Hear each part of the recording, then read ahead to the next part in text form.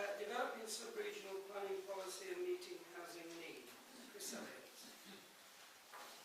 Chair, I'll take this in Chris's absence. The report that was circulated tries to address three separate issues. We've got the credibility issue, which has been sort of talked about previously, the concept of the sub-region not having tapped together. And one of the things that has been cited in feedback from government is the fact that when we were signing up for city deals, we only had one document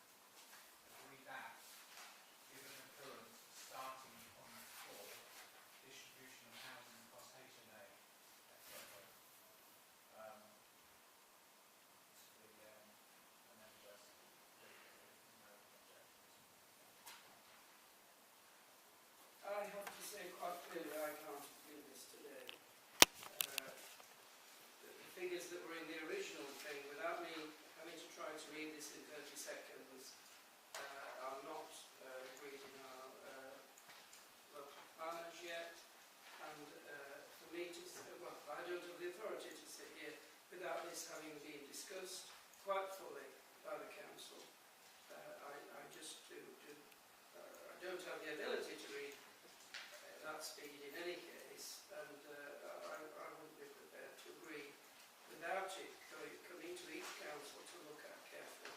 And if another meeting has to be called at this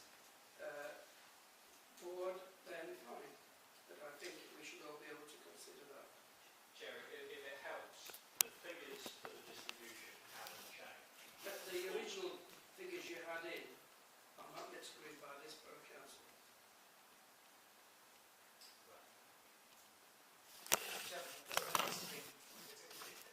I must admit, that members must feel very disappointed on the final day of this that we've suddenly got some changes to a paper.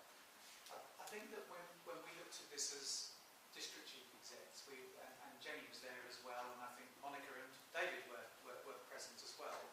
One of the complications, I think, was a consultation that was ongoing from Coventry City Council on their local plan at the time, and we recognised that.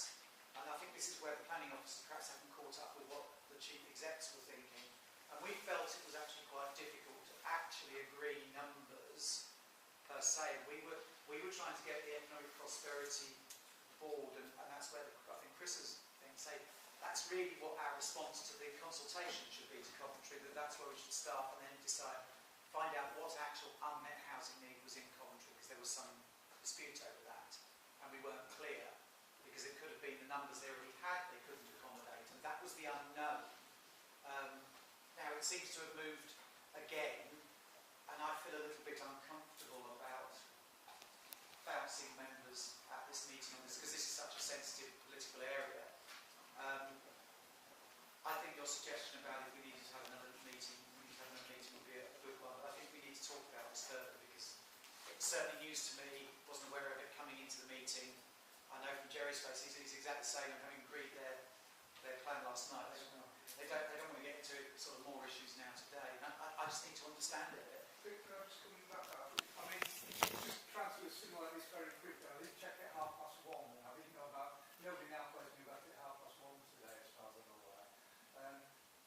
I think it's probably okay, but I do think, I just need to go back to check it out, and then talk to members about it. I think it'd be wrong to say yes without going through that. So, from what Bill said, I think it's probably all right, but I think it'd be wrong today, having not had time to take it in. So even if we could pass something subject to us confirming or something like that today. What do you agree? Safety, I'm a bit concerned. We started the meeting talking about how we should be working together, and being a bit more constructive of what we're doing. I've attended a meeting where there have been presentations I haven't seen before, last minute changes, verbal reports. I think we're going to get a bit more effective. I think we need to be a bit more professional about what we're doing. I just don't like coming to a meeting where always there seems to be thrust upon us, and then we have to make a decision. I can't make that decision. I don't have the authority to make that decision, unless other leaders have got some sort of power that I haven't vested in them. Councillor Singh. Yeah, well, Chairman, I don't probably have the same sort of constraint on me that you do. All I can do is echo what my council has adopted, right? And in the table in 333, the 540 houses per year that's listed there is in our submitted local plan, and therefore I can endorse that much without any problem. However, having said that, and I've already made comments about stuff that we didn't have notice of, I think the paper, the main paper, was a good example of us having the documentation before the meeting, having discussions, and I've had discussions with other leaders about it before we got here this afternoon, and that has been fruitful in assessing the way forward. And on that basis, I would be quite happy to go along with Mike Stowe's request from Rugby's perspective. But I don't want to slug activity, but I think Mick Stanley is right.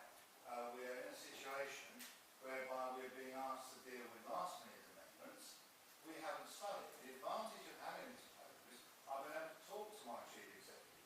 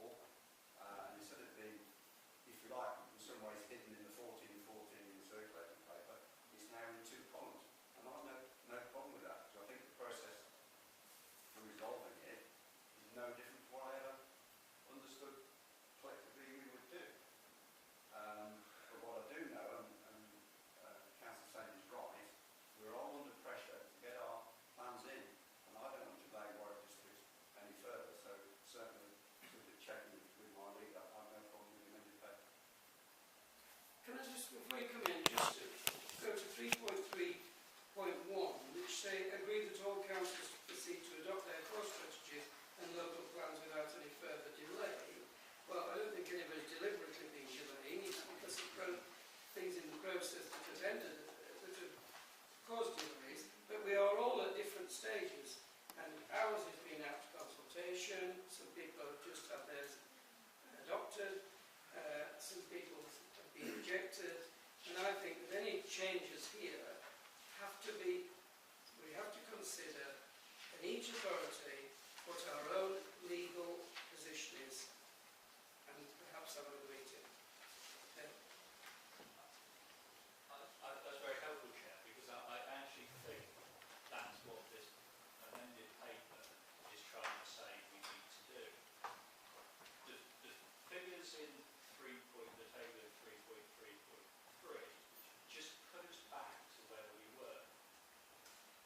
Those numbers in there are exactly the figures from the old SMART, not a redistribution based on the revised SMART. They are the allocation per each district back in the day. And the paper that was circulated said, okay, we've now done a new SMART, it's identified we need another 334 a year, let's allocate all of that to Coventry. And this is really undoing that, and so let's go back to where we were. We all want to get our local plans adopted. To get them adopted, we have to address across the housing market area this issue of the shortfall. And Appendix 3 is setting out a process by which we can do that. So it's not changing anybody's allocation, it's just setting out a process to do that, if you like. And as you know, as with the comment on the kind of the let earlier, we're all recognising there's a need to inject some sort of pace into that process. And this is saying, well, this isn't an issue that we haven't known about. We've known about the potential issue of how we accommodate the country's numbers for a long time. We've got the separate issue of how we might accommodate sort of Birmingham's numbers. Here's a process by which we can actually get that sorted out.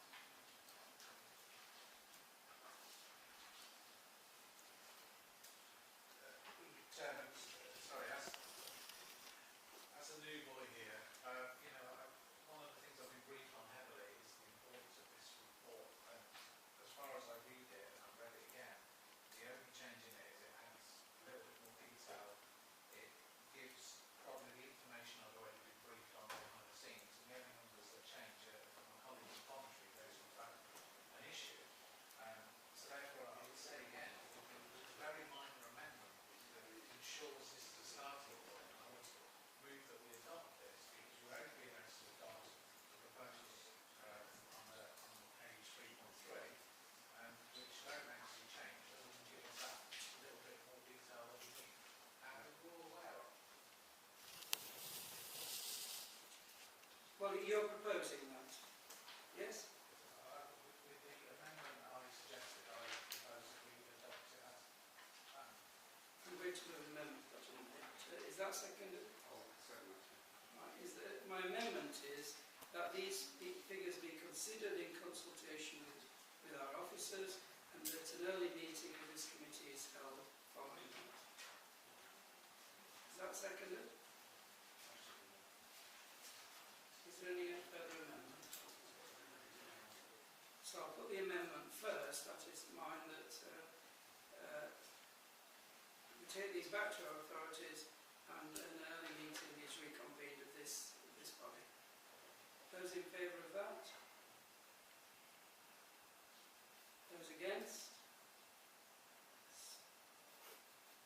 3. So that's lost. So those in favour of the proposition? And those against? And I'm taking it others are abstaining. Well, I'm not taking direction on Exactly. matters that are of statutory responsibility without a briefing. Yeah. I think that's also the position of all of us. The committee can't direct an authority in that sense. But that's what your feel, the majority feeling is in the room, but that isn't what we can't be nice in any case.